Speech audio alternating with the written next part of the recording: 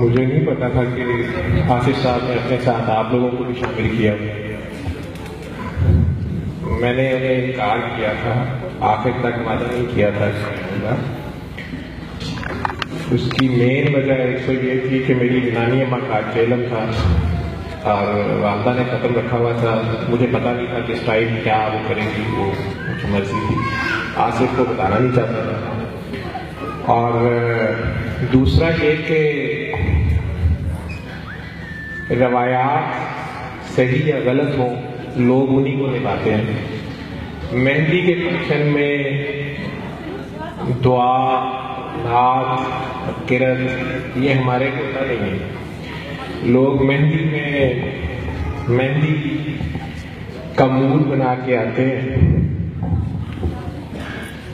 اور پچھلی بار بھی آصف نے روایات توڑتے ہوئے دعا کا لکھا اور مجھے ضد کر کے بلایا، میں آ گیا.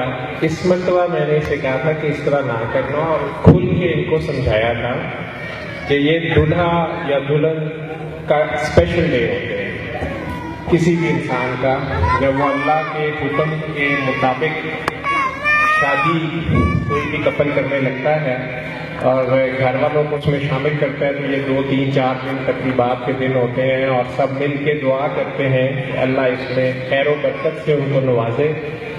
وہ اللہ اور اللہ کے نبی کے راستے کے مطابق چلنے لگے ہیں تو اللہ اس میں ان کی مدد بھی فرمائے اور آگے برکات سے نوازے.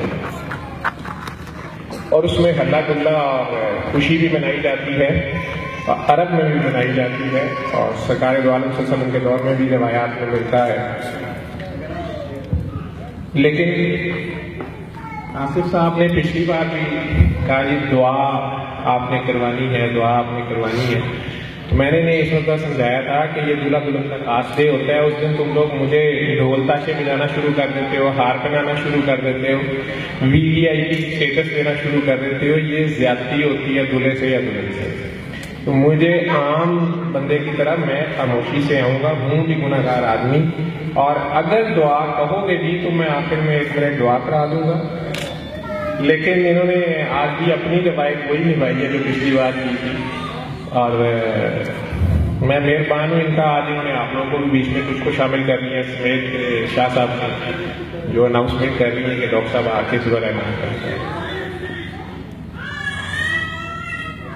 حالات یہ ہو گئے ہیں کہ آپ سب کو بھی پتہ چل گیا ہوگا.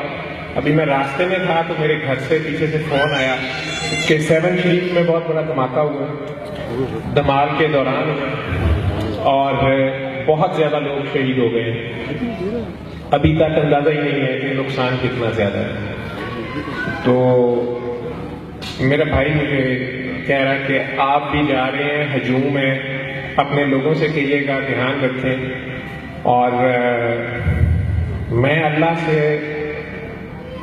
دل ہی دل میں بات کر رہا تھا کہ حالات کہاں آ گئے ہیں کہ ہم اپنی شادیوں میں، میرے جیسا ایک گمنام آدمی اور لاہور کا ایک محلہ اور اس میں ایک بچہ اور اس کی شادی ہے اور وہ لوگ، اور وہاں پر بھی ہم لوگ یہ سوچ رہے ہیں کہ خدا نخواستہ کوئی دہشت گرد یا کوئی بدبخت جو ہے وہ شرارت کرتا ہے.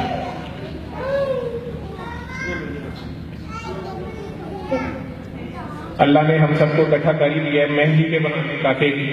مہندی ہوتی ہرے رنگ کی ہے اور رنگ لال چڑھتا ہے. لال رنگ توحید کا رنگ ہے، سبز رنگ رسالت کا رنگ ہے.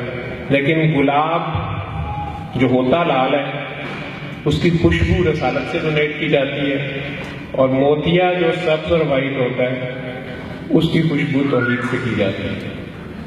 جو لوگ تھوڑی روحانیت کے سبب کو سمجھتے ہیں اس بات کو سمجھتے ہیں یہ کیا ہے.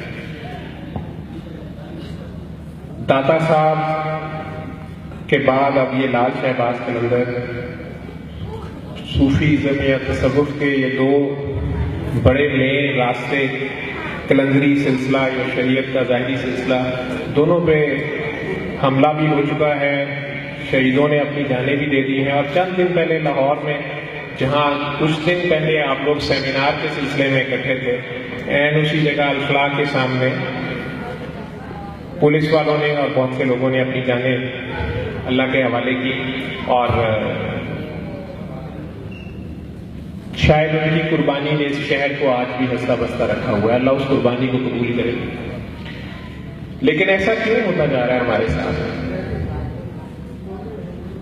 कुरान में अल्लाह एक जगह कह रहा है कि उस दिन नबी करीम मानेंगे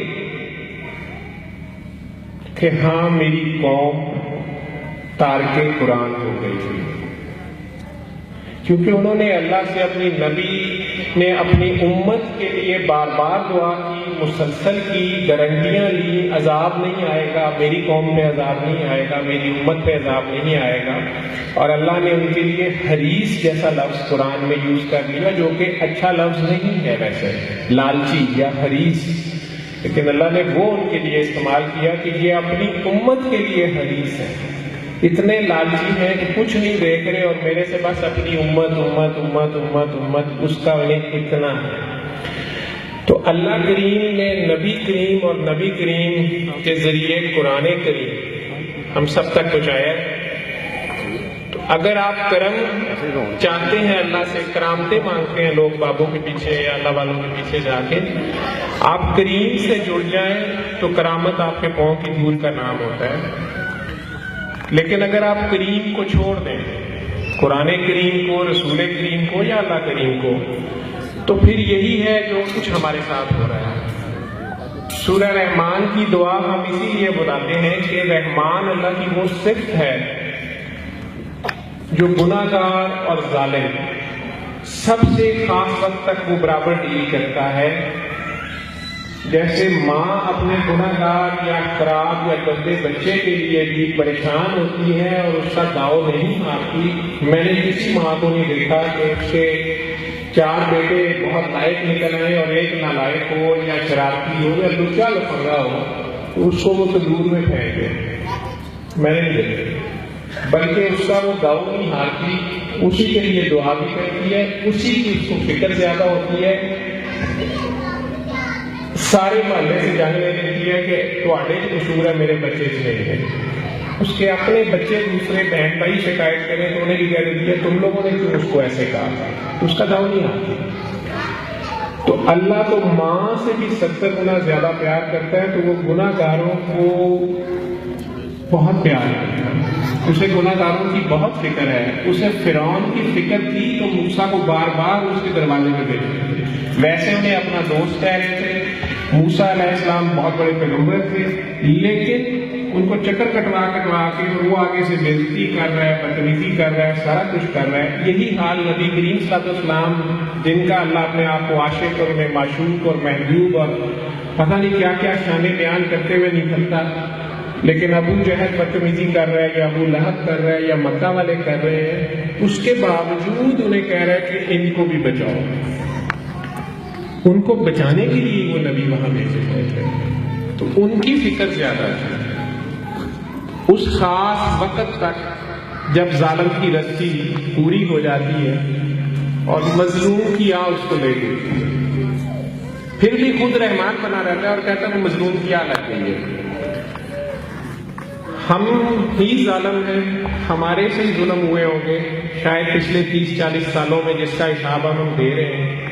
अल्लाह हमें माफ करे, नबी करीम सल्लल्लाहु अलैहि वसल्लम के सदके माफ करे, उनके घर वाले, उनके प्यारों के सदके माफ करे और इस कौम, इस मिल्लत पे अपना खास रहमो करम करे। ये दुआ आपने करनी है खुसूसी तौर पे इस काके और काकी के लिए जिनकी शादी है।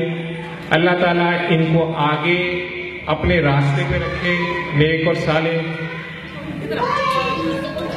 ईमान वाले मुसलमान और मोमिन रखे, इनको साले औलाद दे और अपने मिशन पे आगे चलाए। तो बहुत वक्त मैंने ले लिया आप लोगों से, लेकिन मैंने सोचा था मैं 2 मिनट की दुआ करा के बैठ जाऊंगा, लेकिन ये 7 वाले वाक़े की वजह से मुझे किसी का फोन भी रास्ते में आ गया कि ऐसा क्यों हो रहा है।